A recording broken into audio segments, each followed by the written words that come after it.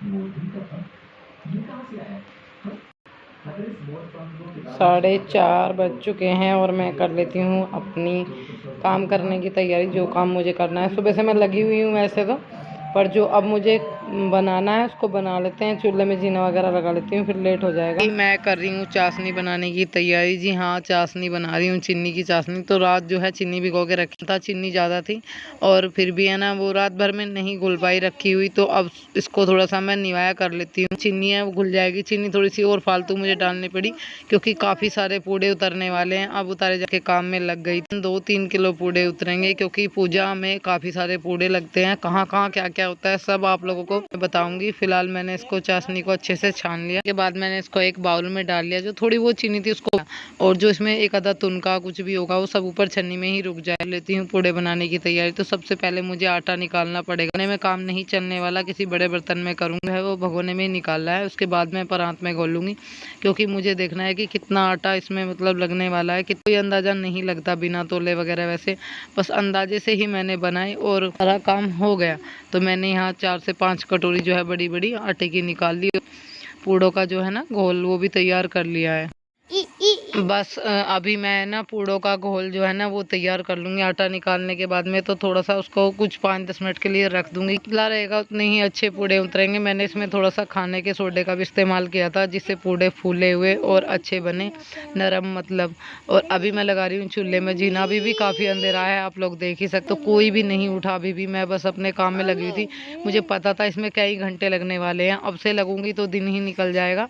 और मैं सोच रही हूँ कि छीत छीत में मैं जाके अपना पूजा पाठ कराऊँ, वरना फिर इतनी भीड़ होने वाली है कि पाँव धरने को जगह भी नहीं मिलेगी। तो अभी से मैं एक देखो 3:30 से 4:30 बज गए अब तक, मतलब मेरा झाड़ू पोछा सब चीज़ों में इतना टाइम लग गया, बहुत टाइम, 1 घंटा लग गया करीबन। और अभी मैं यहाँ चूल्हे के आगे ना ये पायदान डाल लूँगी। यहाँ पे मैं इस पर आराम से पराठ टेक सकती हूँ। एक तो मैंने चूल्हा लिपा था, गिल्ला था, दूसरा फिर है ना यहाँ पे नीचे ज़रूर कुछ ना कुछ चाहिए, या कट्टा या पायदान कर लिया। छन्नी उठा लाई हूँ, पोनी उठा ली लकड़ी वाली। जो मेरी स्टील वाली है वो अंदर रखी हुई है बर्तनों में, अब निकालने का टाइम नहीं था। और यहाँ पर जो है ना अभी हम किसी पूजा पाठ के लिए कोई चीज़ बनाए तो इस तरह से है ना 7 बार कढ़ाई के ऊपर को तेल का डब्बा, तब कढ़ाई में तेल डालना चाहिए, ऐसा बोलते हैं बड़े बुजुर्ग। तो ये चीज़ ज़्यादातर ध्यान रखती हूँ, कभी कभार ही भूल जाती हूँ। तो मैं कढ़ाई में जो है ना तेल रिफाइंड, जी हाँ, मुझे कमेंट भी आता कि आपको कितनी बार बोला आप सरसों के तेल का इस्तेमाल किया करो रिफाइंड करने। पीछे एक रीज़न है, आप लोगों को मैं ज़रूर बताऊँगी।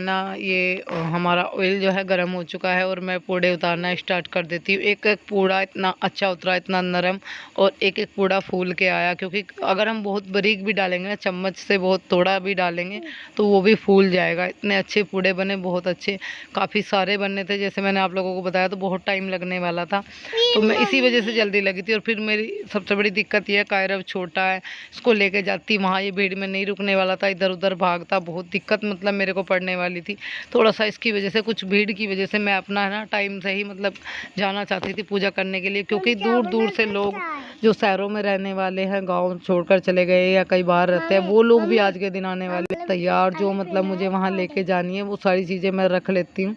सबसे पहले मैं यहाँ पर ये जो पूड़े हैं वो उतार के ले आई हूँ। कुछ पूड़े और मुझे उतारने हैं तो वो मैं बाद में उतारूँगी।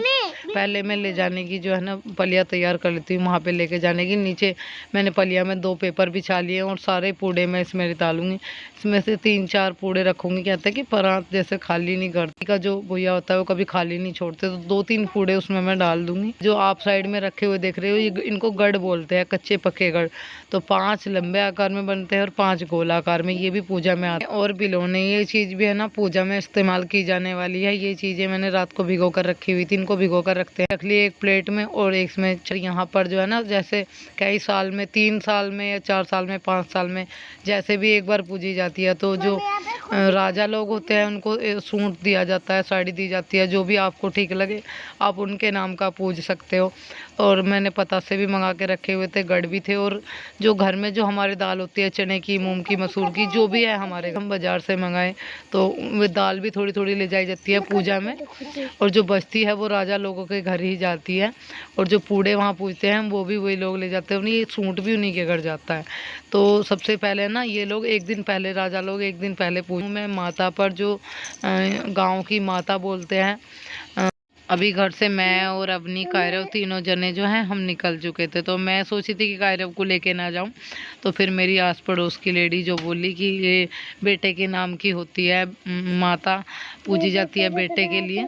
तो बूढ़ी से बूढ़ी औरत पूजती है अपने बच्चे का, कोई कपड़ा लेके जाती है, कोई भैया तेरा छोटा है तो इसको ले जा, इसका भी हाथ लगवा देना, बड़ा हो जाएगा तो कोई कपड़ा ले जाना, या वैसे ही पूज आना। तो बहुत मतलब पता क्या होता है, किसी के बच्चे बाहर पढ़ते हैं तो वो अपने बच्चों की बुरसाट वगैरह ले जाती है। लोग बोलते हैं कि जिनके लड़के नहीं होते वे माता नहीं पूजती, लड़की वाली पूजती है, तो ऐसा कुछ नहीं होना चाहिए।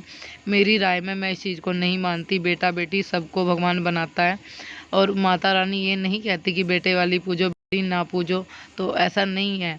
बेटा बेटी सब बराबर है, ये सोच बदलो भाई। देखो बेटी वाली को भी पूजे और बेटे वाले पूजे, दोनों को पूजनी चाहिए। भगवान करे जिसको बेटी है उसको बेटा दे, अगर ना हो मुकद्दर में तो क्या करे आदमी, क्या वो पूजा पाठ नहीं करेगी, माता नहीं पूजेगी, या और जो काम होता है वो नहीं करेगी बेटे नहीं होने की। अभी मैं आप लोगों को बता देती हूँ किस तरह से यहाँ पर मतलब जो है पूजन की जाती है। यहाँ पे घी का कोई दीपक नहीं लाया जाता बिल्कुल भी। सबसे पहले हम माता रानी को नहवाते हैं, और उसके बाद में जो हम कपड़ा राजा लोगों के नाम का पूजते हैं वो इनके ऊपर रख देते हैं, और फिर 7 जगह ढेरी लगाई जाती है। इसमें 5-5 पतासे और 5-5 पूड़े होते हैं। इसको ये देखो राजा लोगों की मतलब बैठी हुई को दे दिए जाते हैं पूजने के बाद में, और माता रानी को जो है ना कलावे का हार भी पहनाया जाता है। ये होती हैं यहाँ पर वो सब करनी पड़ती है। जैसे भी हर गांव का अलग अलग रीति रिवाज है, तो घी का दीवा नहीं जलता। इसमें बोलते हैं कि माता को ठंडी करने के लिए जा रहे हैं। जब बच्चों को अक्सर चेचक बोलते हैं, माता निकल जाती है, तो तब भी ठंडी करने के लिए जाते हैं। सेम ऐसी ही चीज़ें होती हैं, बस यहाँ पर कुछ ज़्यादा पूजा पाठ होते हैं, कई सालों में पूजती है।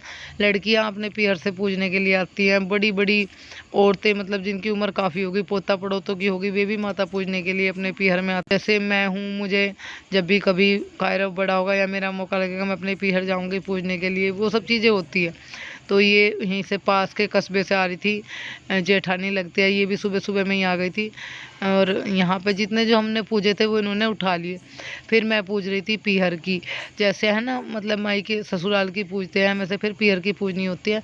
तो मुझे किसी ने बताया कि पीछे पूजनी है, फिर इन्होंने कहा कि नहीं पीछे नहीं, यहाँ साइड में आ जाए बेटे, पीछे नहीं पूजा करते। ये देखो ये लोग बैठे रहते हैं तो बता देते हैं, मुझे ज़्यादा नहीं पता था, मुझे किसी ने यही बोला था कि पीछे की साइड पूजना है।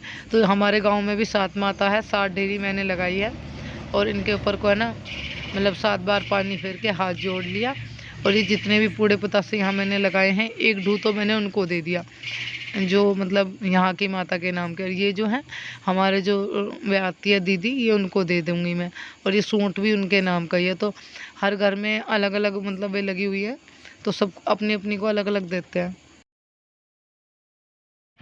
क्या है, क्या है बाबू? मंदिर है। आ जाओ कायरव, आ जाओ। ये मंदिर नहीं, यहाँ पर है मंदिर तो है, चलो। नहीं, यहाँ पर नहीं, यहाँ पर है। हाँ आओ। नहीं, यहाँ पर पेड़ तोड़ रहे हैं, पेड़ के पत्ते।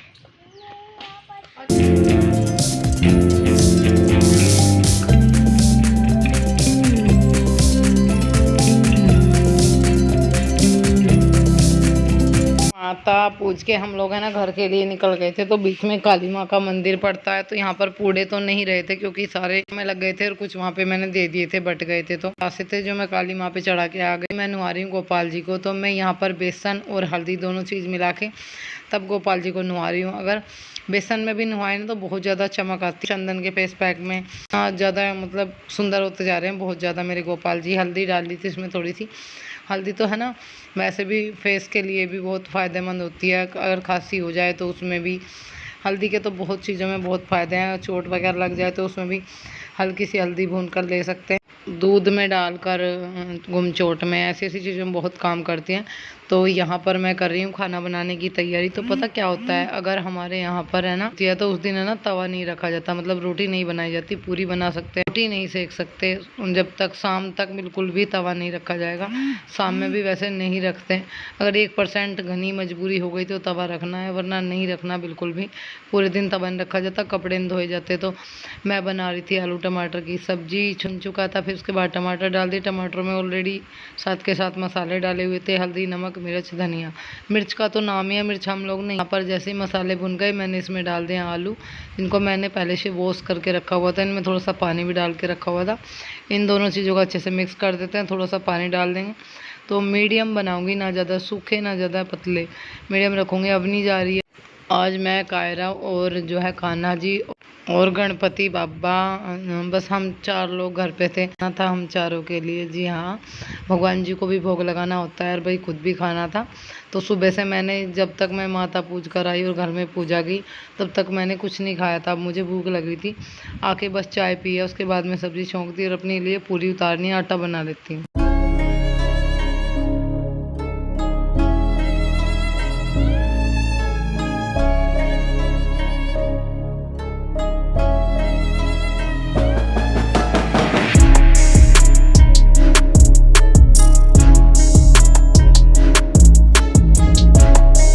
एक दो सामान जो इधर उधर थे वो सारे मैंने सिंगवा दिए और सब्जी मेरी बनने लग रही। आँच थोड़ी सी धीमी कर दी है मैंने। अभी बना रही हूँ आटा, बिल्कुल भी हिम्मत नहीं थी खड़े होकर आटा बना। थक रही हूँ बहुत ज़्यादा, इतनी सुबह से उठकर इतना सारा काम करा तो अब थकान सी महसूस हो रही थी।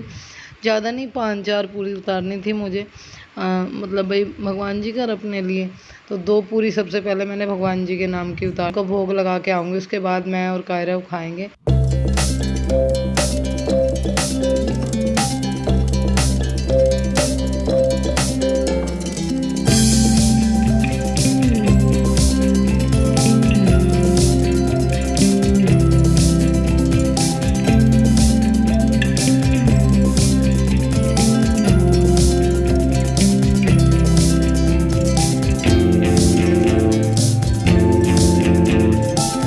मेरा कायरा कहाँ बैठ के कार्टून देख रहा। क्या देख रहे तुम? रोबो बॉय देख रहे। हमने कार्टून नहीं देगा हमारे घर में है। अवनी चारपाई नहीं है। और भाई कहाँ है देखे? चिन्नी मिश्री का चोर, चिन्नी खाना है। बाल कटा कर कितनी छोरी लग रही मेरी बेटा। मस्ती करता रहता है, मन लगाता रहता है। मैं भी बहुत हंसी और आसमान में पतंग उड़नी हो गई शुरू। अभी मैं थोड़ा सा फ्री हुई हूँ, खाना पीने का सारा काम ख़त्म कर लिया, बर्तन वगैरह सब साफ़ कर दिए। कुछ कपड़े रखे हुए थे जिनकी मैं तह बना रही हूँ। पता है तार पे जो कपड़े डालते हैं तो लाल चींटी चढ़ जाती है कपड़ों पे, फिर मुझे रात भर उसमें डालने पड़ते हैं, फिर सुबह को तह बनानी पड़ती है। वीडियो अच्छी लगे तो लाइक और चैनल को